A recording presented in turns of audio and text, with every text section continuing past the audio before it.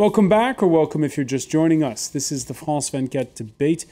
We're looking at Egypt's president 6 weeks after his inauguration, making his move and ousting the longtime head of the Defense Forces, the head of the Supreme Council of the Armed Forces, and his number two. With us to talk about it from his home constituency of Luxor, Member of Parliament Abdul Mawgi Dardari of the Muslim Brotherhood's Freedom and Justice Party. Also with us from Cairo, the University of Exeter's Omar Ashour. Longtime Cairo correspondent, now in Paris, Radio France's Claude Guibal is with us. So is Ahmed Mustafa, who's following events in his home country from here in the French capital.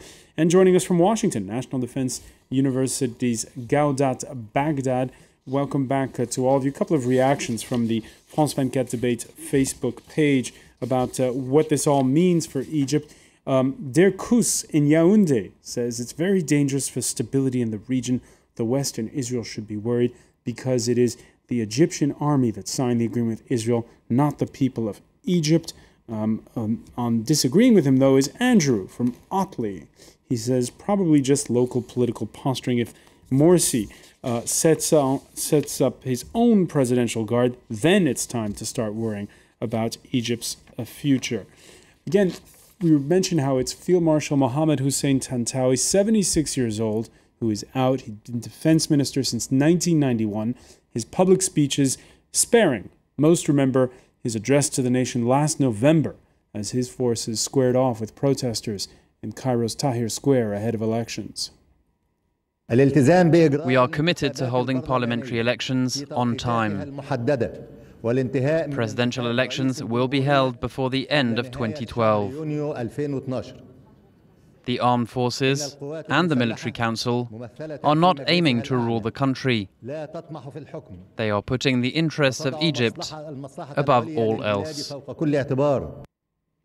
Gaudat Baghdad, you hear there Field Marshal Tantawi keeping his promise in a way, but he did, as Omar Ashour was saying before the break, try to push the envelope into how much power the army would have eventually after a civilian president was elected. With the Field Marshal Tantawi gone, with his number two, General Annan, gone, what does it mean for Egypt's military?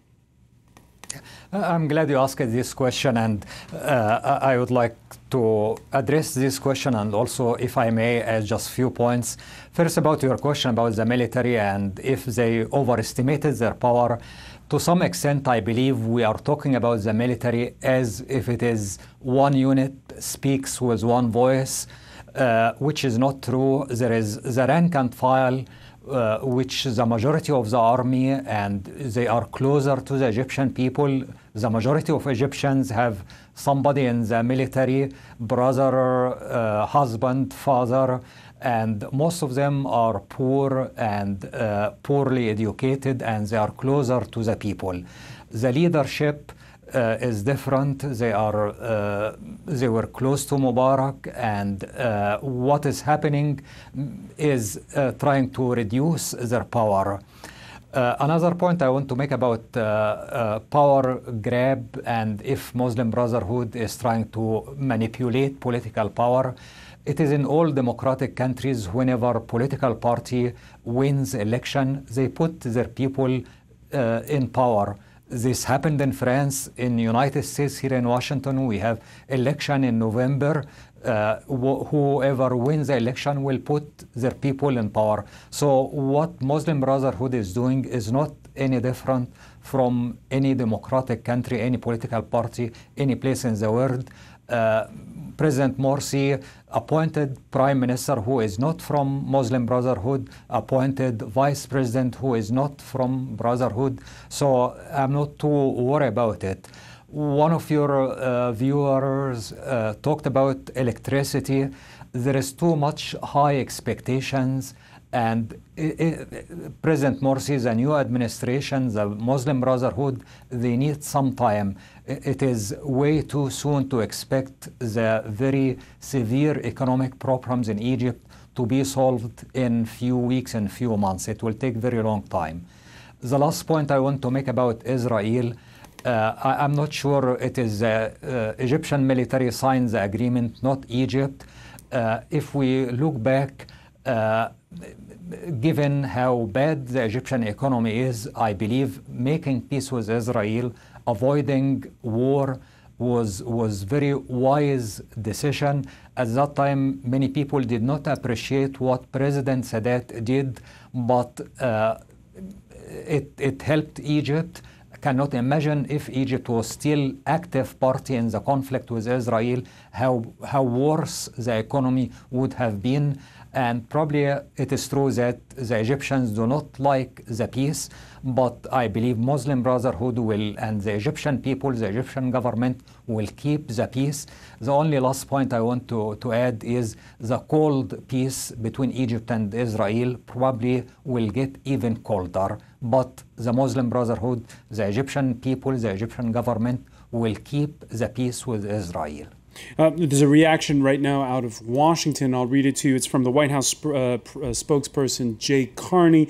It is important for the Egyptian military and civilians to work closely together to address the economic and security challenges facing Egypt. Again, as we mentioned in part one, the United States, one of the fallouts from that 1979 agreement, gives huge amounts of aid every year to Egypt, most of it going to the military.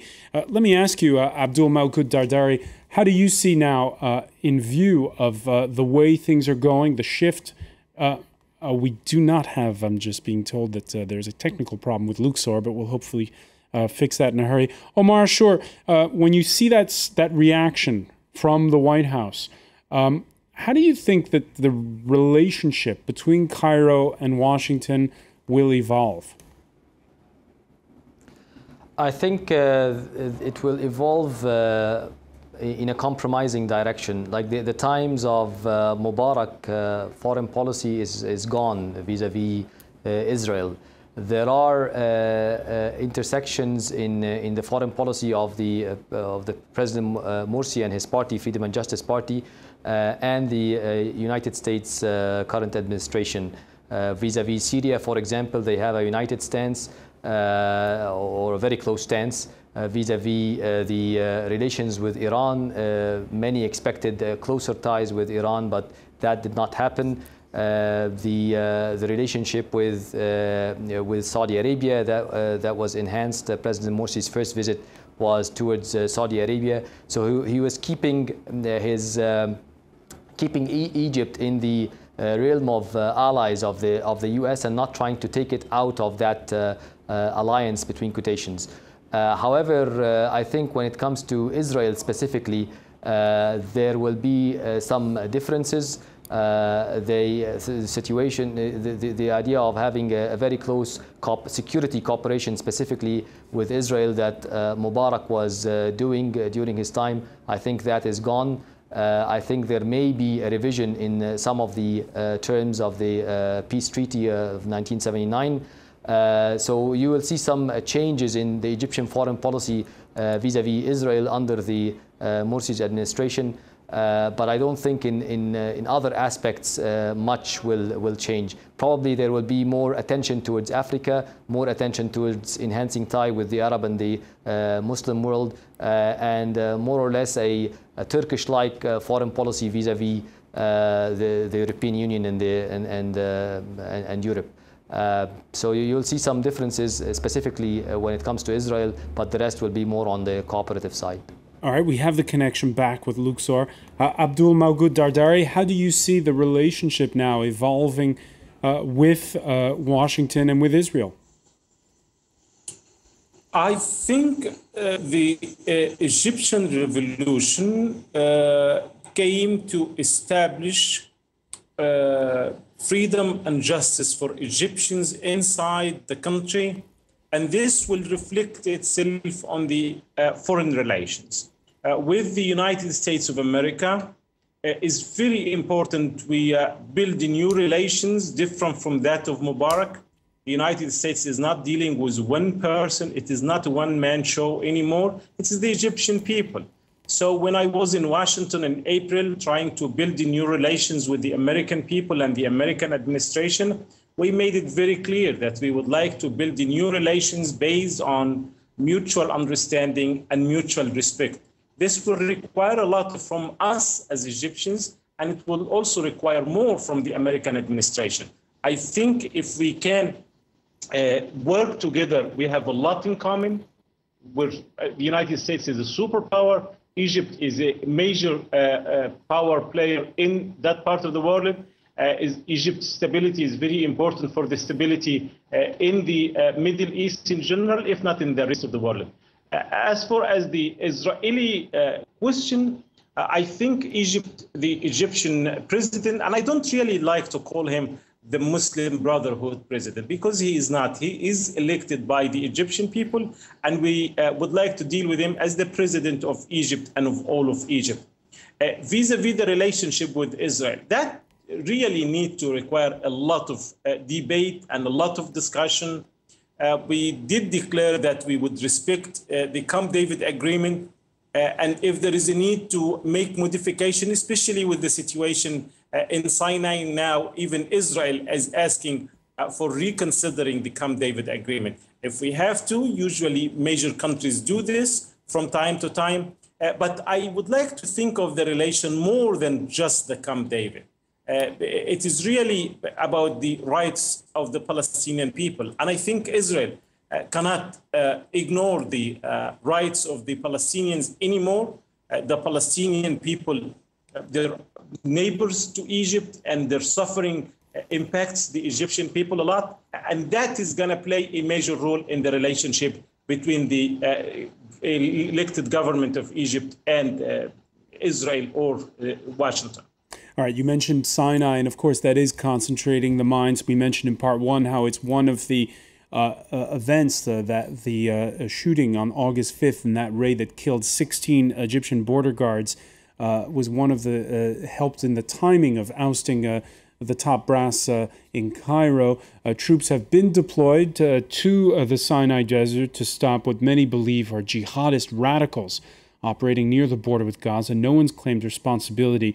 But when he made his big announcements on Sunday, Egypt's president spoke about the situation there.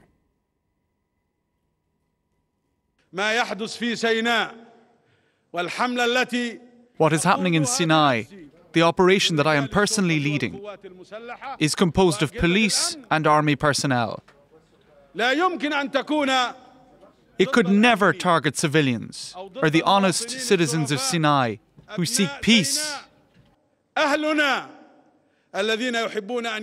the other hand, it targets those who conspired, planned, carried out attacks, and killed people. All